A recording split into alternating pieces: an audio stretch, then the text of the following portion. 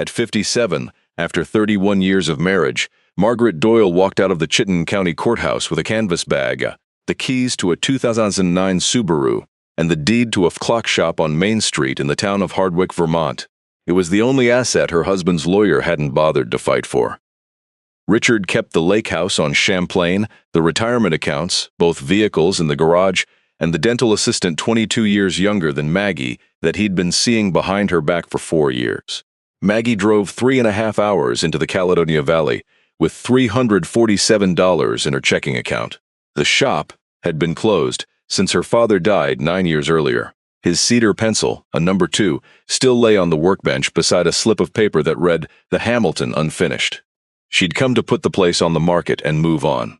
But when she opened the wooden panel behind the 6-foot Howard tall case clock in the corner, she found what Walter Doyle had quietly built over 41 years, something the whole town remembered, even if his own daughter never knew.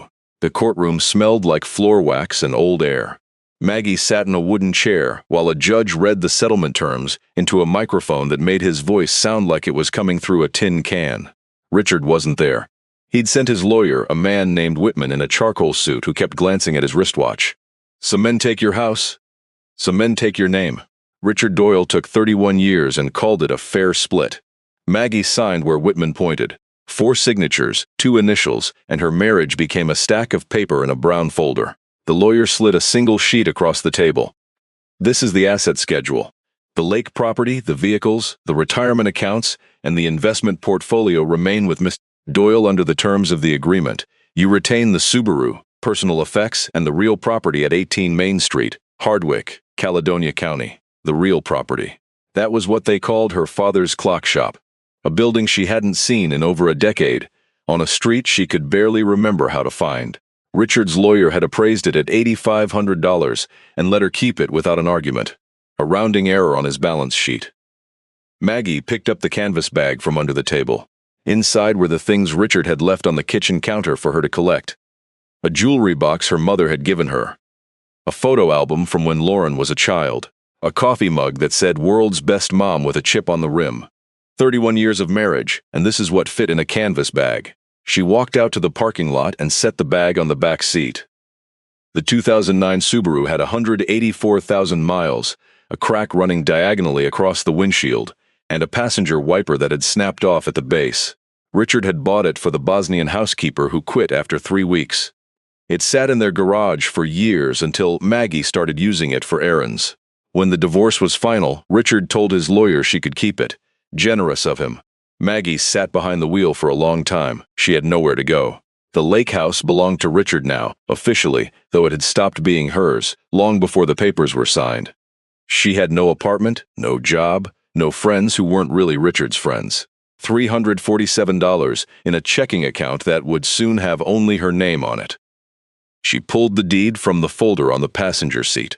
The paper was old, creased from years in a filing cabinet at the county clerk's office. Doyle Clockworks, 18 Main Street, Hardwick.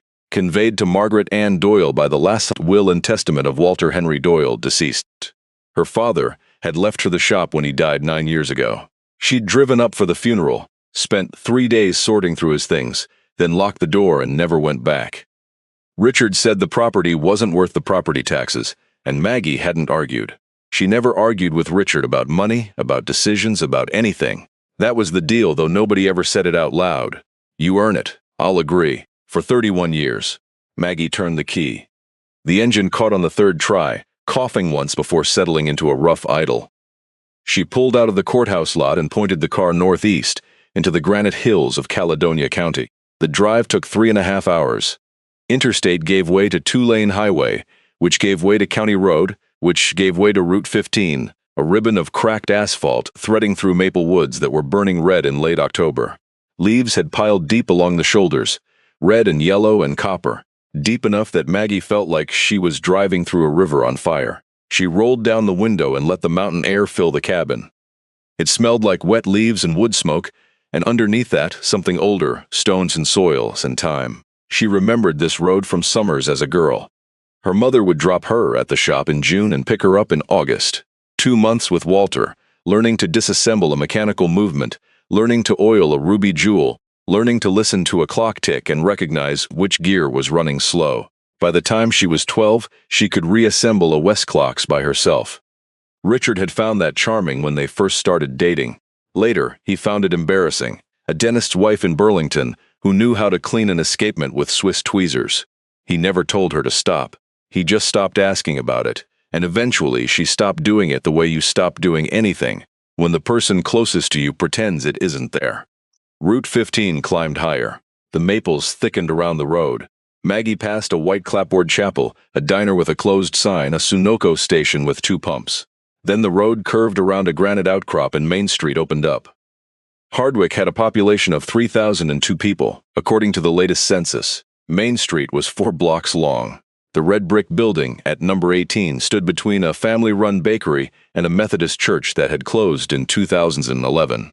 A wooden sign hung above the front door, hand-lettered in gold paint that had faded to ghosts: Doyle Clockworks, Repairs and Restorations. Since 1968, one of the front windows had a crack running corner to corner, sealed with packing tape that had long since dried and curled.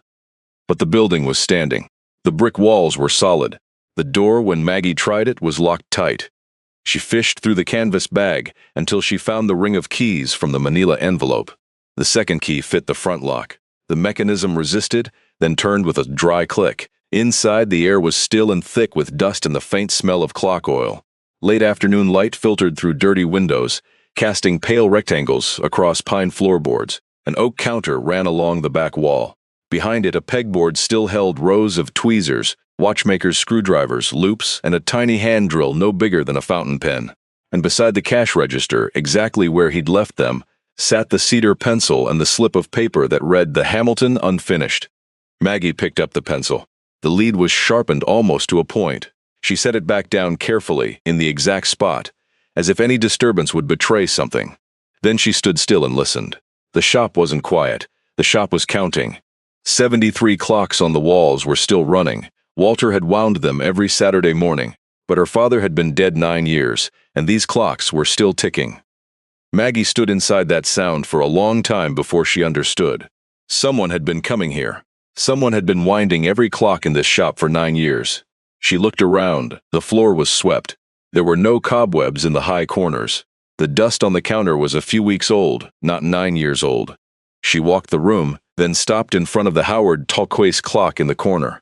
It stood nearly 6 feet, made of dark walnut, with a white enamel dial and Roman numerals in black. The brass pendulum swung slow and deliberate. The clock struck 6 while she was standing there. 6 in the evening, Maggie counted. The 4th chime had a slight delay, exactly half a second on the 14th beat. She remembered that sound. Her father had adjusted it that way on purpose, after her brother's death the year she turned 10. 4 years and 14 days before her mother couldn't get out of bed anymore. He never said why, and she never asked. She climbed the stairs behind the counter, up to the small apartment on the 2nd floor where her father had lived for the last 20 years of his life. A single bed with a white sheet pulled tight, a chest of drawers, a 2-burner gas stove, a small refrigerator that hummed when she plugged it in. The bathroom had a stand-up shower and a medicine cabinet that still held Walter's toothbrush and a bottle of aspirin that had expired in 2017. She opened the single window above the bed. Mountain air rushed in and pushed the staleness out. From up there she could see Main Street curving down below, and beyond it the layered hills, blue, green, and gray, fading into distance. Maggie sat on the edge of the bed. The springs creaked under her weight. She was 57 years old, sitting in the apartment above her Deather's clock shop on a street that maybe 100 cars used in a month, with $300 and a canvas bag and no plan. She didn't cry. She'd done her crying weeks ago, alone in the guest bedroom of the lake house, while Richard slept in the master's suite with the door locked. The crying was finished. What she felt now was quieter than grief, emptier. She went back downstairs as the light was fading. The shop looked different in the dusk, less abandoned and more like it was waiting. She walked behind the counter and ran her hand along the oak top, feeling the grooves and scratches from decades of use. Her fingers found a seam in the wood paneling behind the Howard clock. Not a crack, a seam, straight and deliberate. Maggie knelt. The panel was about 20 inches square, fitted flush to the wall but not nailed in. She worked her fingernails into the edge and pulled. It came away with a dry scrape, revealing a shallow cavity in the wall. Inside sat a brown leather journal, thick and soft from being held 1,000 times, tied closed with a leather cord, a sealed envelope, and a small steel lockbox painted army green with a combination dial. Maggie sat down on the pine floor. Her hands trembled as she untied the cord and opened the journal to the first page. Walter's handwriting was small, neat, slanting slightly to the right. Dated May 7th, 1979. Mrs. Florence Whitaker brought in an Elgin pocket watch, broken mainspring, dated 1908. Said her husband had just died in the sawmill accident. The watch was his. Quoted her $42. She nodded, put down a $5 deposit, said she'd be back in 2 weeks. I know she won't be back. Repair finished. Placed in lockbox number 1, Maggie turned the page. Mr. Thaddeus Briggs brought in a Hamilton 992B railroad watch, bent minute hand. His 2 children are being treated for pneumonia. Quoted $28, no deposit taken. Repair finished. We'll return it when he comes back. If he doesn't come back, place it in lockbox number 2. Next page, Miss Imogen Decker. Ladies Belova, she's running from her ex-husband. Came into the shop with a bruised face. I fixed it free of charge. Gave her $20 from the register. Did not enter her real name in the main ledger. Page after page, name after name. Walter had recorded every person who had brought a clock or watch in to be repaired and never returned for it, including the people he had known wouldn't return. He fixed them all anyway, put them in the lockbox, and waited. If they came back, he charged nothing or half price. If they didn't, he kept the timepiece, numbered it, entered it in the journal, and waited. Every few years, he'd track the person down himself if they still lived in Hardwick, and quietly leave the watch on their porch with a small note that read "Repair finished long ago, returning it now." Not a penny charged. 247 names, 41 years. Maggie sat on the floor and read until the last of the daylight failed, and she had to switch on the lamp at the counter. She kept reading in the yellow circle of light. Her father hadn't just repaired clocks. He had measured a whole town's grief, one timepiece at a time, and decided to carry a share of it. A man who barely made enough to cover his own bills had spent his life quietly making sure his neighbors didn't slip into the cracks. She set the journal down and opened the sealed envelope. Inside were 2 sheets of yellow legal paper. The first was a handwritten will dated August 2014, signed by 2 witnesses Maggie didn't recognize. Walter had written it himself. I, Walter Henry Doyle, sole owner of 18 Main Street, Hardwick, Caledonia County, State of Vermont, leave the entirety of this property, including the building, all contents therein, and all timepieces held in the lockbox listed in the accompanying journal, to my only daughter, Margaret Ann Doyle. This property shall not be sold, transferred, or mortgaged under the name of any third party, including any current or future spouse of Margaret, pursuant to the separate property protections of Vermont Inheritance Statute, Section 14.54. Maggie read that line twice. She wasn't a lawyer, but she understood enough. Her father had written a clause directly into his will against any husband she might have. He had known. He had known since 2014. The second sheet began, "Dear Maggie." She carried it up the stairs to the apartment, sat on the edge of the bed, and read it under the small lamp on the nightstand. "Dear Maggie, if you're reading this, you found your way back. I always knew you would. I'm writing this on a Tuesday morning in August. The shop is empty, and there's a slow rain outside. I have a daughter who doesn't call as often as she should, and a town I owe more debts of feeling than I can ever pay. That's why I'm writing. I've known about Richard for a long time. I never liked him, but I never said so to you, because you didn't ask, and a father knows when to keep quiet. But I knew. The way he looked at you when you spoke. The way he interrupted you at the Thanksgiving table in 1998. The way he never asked you what you wanted. Only told you what the 2 of you were going to do. A man like that eventually takes from you the thing you thought was safest. I couldn't stop it. I could only make sure that when it happened, there would be a place to come back to that no one else could take. This shop isn't worth much on paper. An appraiser would call the building a teardown, but it's worth everything to the people who depend on it. I don't mean the clocks. I mean the fact that the place exists, that someone is behind the counter, that the light is on, that the door opens. I wrote it all down in the journal you just found, not because I needed anyone to know, but because I wanted somebody to understand what the place was for, even if that somebody turned out to be no one. But I hope that somebody would be you. Don't sell it. Don't let anyone tell you it's worthless. And if you can, wind the clocks on Saturday mornings. It matters more than you think. Walter. Just his name, nothing else. Maggie folded the letter carefully and set it beside the journal on the nightstand. She didn't cry. She just sat there and listened to the 73 clocks downstairs counting time, a sound her ear hadn't held in almost 40 years. The next morning she woke to birdsong and the smell of dust.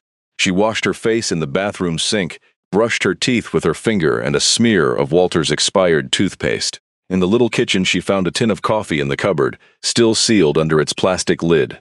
She smelled it. Faded but not spoiled. The gas stove caught on the second try, and she boiled water in a dented saucepan because there was no kettle. She carried her coffee downstairs and started winding the clocks.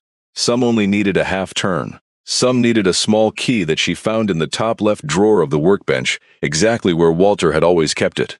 She moved slowly and methodically, going around the room clockwise, the way her father had taught her. At the 16th clock she heard tires on gravel outside. An old Chevy pickup was parked in front of the shop. A man was climbing out, tall, broad-shouldered, gray hair cut short, dressed in a blue plaid flannel and a feed co-op cap. He stood looking at the building for a moment with his hands in his pockets. When Maggie opened the door, he turned, and the expression on his face shifted. "Well, I'll be," he said. "You're Walter's girl, Maggie Doyle, Earl Briggs. I live 3 blocks down. Your father and I played chess every Saturday morning for more than 30 years. I remember the name," Maggie said. "You used to bring poppy seed bread." Earl nodded. "Still bake it. Still bring it to every church social and every funeral in town." He looked around. "I'm the one who's been winding the clocks since Walter died." He gave me the key. "Every Saturday I come over, spend 30 minutes, wind them, and head home. I figured if you ever came back you shouldn't find them stopped. A town needs its clocks." Maggie gestured for him to come in. She poured him coffee, and they sat across from each other in 2 wooden chairs in the corner. Earl didn't ask why she'd come back. Mountain news travels without wires. He just drank his coffee and looked at the cedar pencil on the workbench. "Walter was the quietest man I ever knew," he said. "Also the best. When my wife had her stroke in 2002, I couldn't get to the shop for a few weeks. One Saturday morning I woke up and found my Belova sitting on the porch in a small wooden box repaired. I'd brought it to him 6 months earlier with a broken mainspring. I'd completely forgotten about it. No bill, no note, just the watch, clean, beautiful running." "I found the journal," Maggie said. Earl looked up. His eyes weren't surprised. He wrote it all down, all of it, 247 names. Earl set down his coffee. He nodded slowly. "He never told me about a journal. I only knew about the watches because I caught him once setting a Westclocks on a porch out on Bridgman Hill at midnight. He said he was going to the pharmacy. Hardwick doesn't have a pharmacy." He looked around the shop. "Walter died owing no one a dime and being owed by the whole town. That's the richest a man can be." Earl left mid-morning with a promise to come back the next day with fresh bread. Maggie spent the rest of the day cleaning. She swept the floor, washed the windows with vinegar and newspapers she found under the sink, scrubbed the counter until the oak grain showed through decades of grime. At noon, a woman Maggie didn't recognize parked a pickup and left a covered casserole on the front step with a note that read, "Welcome home, Walter's daughter." By afternoon, 4 more people had stopped. An older man stacked a cord of firewood against the side of the building. A married couple brought cleaning supplies in a plastic tub. A teenage girl dropped off a bag of vegetables and drove off before Maggie could thank her. Each one left the same message in different words. "Walter helped us once. We're glad you're back." Late afternoon, with the sun dropping behind the western ridge, Maggie heard an engine struggling on the road. She stepped out and saw an old Dodge pickup pulling in, steam rising from under the hood. A young man climbed out, maybe 24, lean and sunburned, in a gray t-shirt and grease-stained jeans. His right hand was missing. The arm ended at the wrist, neatly wrapped in a soft cotton sleeve. He popped the hood with his left hand and stood staring at the engine, with the focused expression of a man who knew exactly what he was looking at. Maggie walked over, she said. The young man looked up, surprised. "I topped it off 3 miles back. It's dry already. I can give you a jug." She went inside and filled a plastic gallon from the tap in the back. When she came out, he was looking at the front window, at the faded gold lettering. "Doyle Clockworks." He said the name like he was reciting something memorized. He looked at Maggie. "You the one who just reopened this place?" "I don't know yet," she said. "I got here yesterday. Who are you?" "Caleb Foster. I came by to ask if the shop does repairs. I have a Timex of my father's. He died 4 years ago. It stopped about a week after the funeral. I've taken it to 3 shops in Burlington. 2 of them said it wasn't worth fixing. The third quoted me $280. I don't have $280. He reached into his shirt pocket with his left hand and pulled out a stainless steel Timex, the dial gone slightly yellow with age. Maggie took it. She flipped it over. There were 2 initials engraved on the back, small near the edge. JF June 1973. He watched her turn the watch over in her hands with practiced care, and she saw something soften in his eyes. Maggie drew a breath. I can take a closer look if you want to wait. There's coffee. Caleb nodded. He sat in the wooden chair in the corner while Maggie carried the watch to Walter's workbench. She switched on the gooseneck lamp, fitted one of her father's loops against her eye, and pried open the back with a thin knife. She moved slowly, her reflexes still rusty from the years away. But the motions came back. The mainspring was stretched but salvageable after winding. A pinion gear had light corrosion.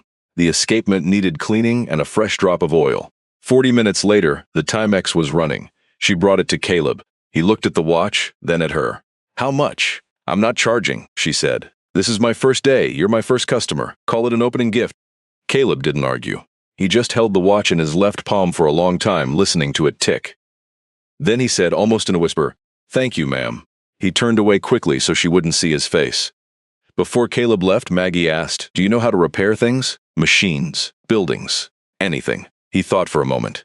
"I worked at the Lamoille sawmill for 3 years. That's where I lost the hand. After that, I trained as a mechanic in St. Johnsbury. I can fix most things that don't need 2 hands. And some things I've learned to do one-handed. I need help cleaning up and fixing the front door," she said. "I can't pay much. $12 an hour and 3 meals a day. There's a small storeroom in back with a mattress. You can sleep there if you need to." Caleb looked at her a long time. He was calculating, the way people who aren't used to being helped tend to do. "You don't have to do that. I'm doing what Walter would have done," she said. "That's all." Caleb nodded. "I'll come back tomorrow, 7 o'clock. That night, Maggie didn't sleep much. She pried the lockbox open. The combination was her brother's birthday, 2-digit month and 2-digit day. She got it on the second try. Inside were 41 pocket watches, each wrapped in white tissue and resting in a slot of black felt. Each had a small paper tag with a number that matched a name in the journal. Maggie picked up the first one, an Elgin from 1908 14-karat gold case. White dial gone faintly yellow. Mrs. Florence Whitaker. She had died in 2003 with no one to come claim the watch. A small note in the bottom of the case, Florence had no children. Ask Pastor Hammond if any nieces or nephews remain in Vermont. If not, donate to the Town Historical Society's small museum. Do not sell. Maggie closed the lockbox. She climbed the stairs and for the first time since arriving, she cried a little. Not from grief, not from regret, from something narrower, warmer. The recognition that her father hadn't only left her a building, he had left her a job. 2 weeks went like that. Caleb arrived every morning at 7. He took the front door off its hinges, replaced the hinges, hung it back up. He sanded and repainted the window frames. He found a second wooden sign in the storeroom, and Maggie sent him to a sign painter in Greensboro to have the gold lettering restored. Earl Briggs came by twice a week with bread and stories. Some of the stories made Maggie laugh. Some of them made her sit in silence for a long time. She began returning the watches. She looked up the first name in the journal that still had relatives in Hardwick. Lillian Petrosky, Hampton pocket watch, dropped off in 1984, never picked up. Lillian was dead, but her son Daniel Petrosky, 68 years old, still lived in the family house on Slap Hill Road. Maggie wrapped the Hampton in tissue, placed it in a small wooden box with a note that read, "Repair finished long ago, returning it. Walter Doyle." She drove out to Slap Hill on a Thursday afternoon. Daniel opened the door, looked at the box, looked at the note, and stood very still for a long time. "My mother brought that watch to your father when I was 12, he said. "She never went back because she didn't have the money to pay. She never told me. She died believing my grandfather's watch was gone." Daniel invited her in for coffee. She declined the first time. He insisted. She sat down. They talked for 2 hours. When she stood to leave, Daniel pulled $20 from his wallet and pushed it toward her. "I'm not taking that," she said. "Then take it for the next one," he said. "I know Walter did that. You'll do it too." Maggie took the 20. On the way back into Hardwick, she stopped at the grocery and bought 4 pounds of rice, 4 cans of beans, a bottle of oil. She left the bag on the porch of a family on the edge of town that Earl had mentioned was struggling. She didn't knock. She didn't leave her name. She drove back and parked the Subaru behind the shop and stood there a minute before going in. For the first time in years, she felt like she was exactly where she was supposed to be. 3 months later, there was a knock on the door on a Monday morning. Maggie opened it, and standing there was a woman she didn't immediately recognize. A woman in her mid-60s, silver hair cut at shoulders, in a chestnut wool coat. She carried a brown leather briefcase in her right hand. "Mrs. Doyle," she said, "I'm Patricia Renner. I heard you reopened the shop. I'm not a customer. I came about something else." "May I come in?" Maggie put on coffee. Patricia sat in the wooden chair and set the briefcase on her lap. "I'm a retired attorney. I live in Greensboro, 16 miles from here. I came because someone has just filed suit against you." The motion was filed at the Chittenden County Courthouse last Friday. Maggie set her cup down. Patricia opened the briefcase and pulled out a stack of papers. "You were married 31 years to Richard Doyle. He's filed to reopen the divorce judgment. He's arguing that this property, the clock shop, was inequitably valued during the asset division, and that new evidence shows its true value is many times the $8,500 figure. He's asking the court to reopen the appraisal and award him half." "What's the new evidence?" Patricia turned a page. Someone told him about the contents of the lockbox. The 41 antique pocket watches. An antiques appraiser in Boston has estimated the combined value at between $170,000 and $210,000. Maggie felt the air in the room thicken. "But those watches aren't mine to sell. Each one has a name on it. They have to be returned." "I know," Patricia said. "I read about your father. I was a client of his back in 1996. She looked down at her hands. "My daughter has had cerebral palsy since she was 4. She needed a prosthetic that insurance wouldn't cover. Walter Doyle sent an anonymous check for $3,200 to a doctor's office in Burlington. The doctor wouldn't say who. I spent years looking for the answer. I only found out after Walter had died, from a nurse who'd switched jobs. I came to his funeral. You don't remember me. You sat in the front row. I sat in the back."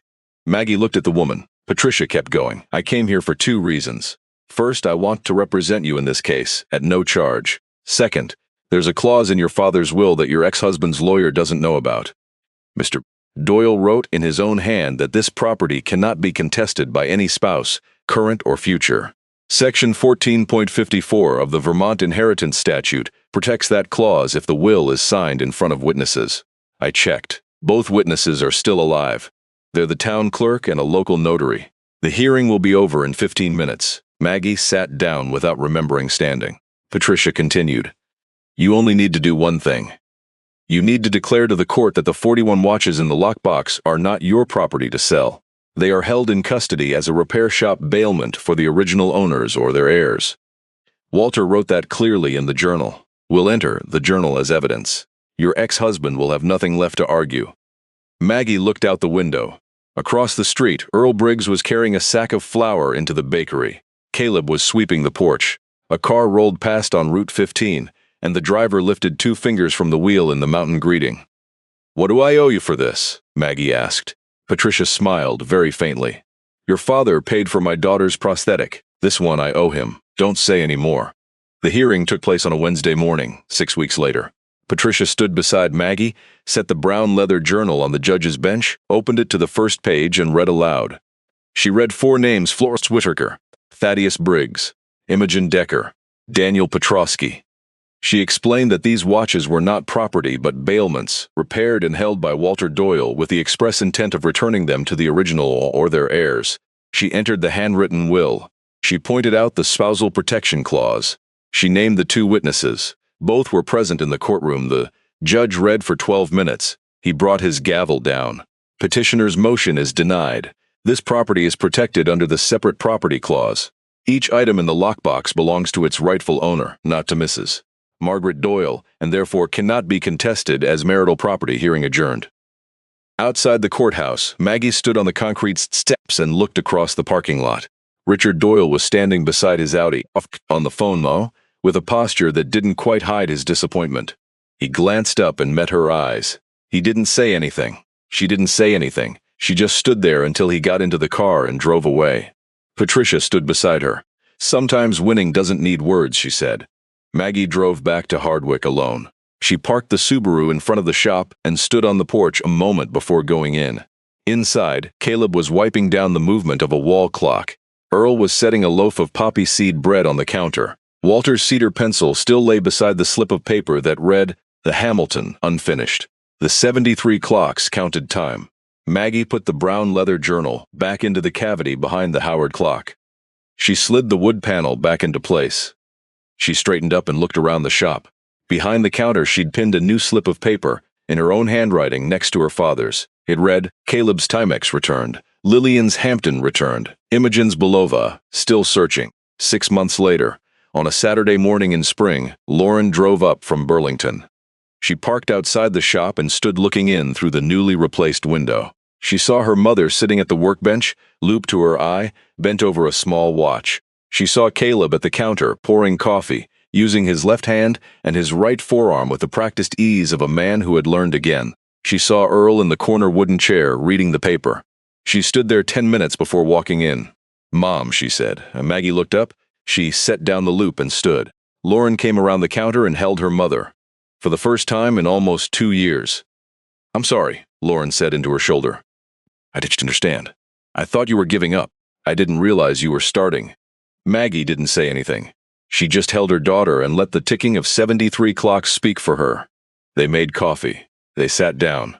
Lauren looked at the journal Maggie had set open on the counter. "What is this?" she asked. Maggie pushed the journal toward her daughter. "This is what your grandfather did for 41 years, she said. "And this is what I'm going to do until I can't do it anymore." Lauren turned the pages. She read in silence 10 minutes, 20. When she looked up, her eyes were wet. "Can I help?" Maggie pointed at the list. "There are still 193 names that haven't had their watches returned. Some are dead. Some moved away. Some I don't know who they are yet. Every weekend I find one. Sometimes I find them, sometimes I don't. If you want to help, start with the names in Burlington. There are 14 of them." Lauren nodded. She took a clean sheet of paper from Walter's workbench and started copying down the names in her own hand.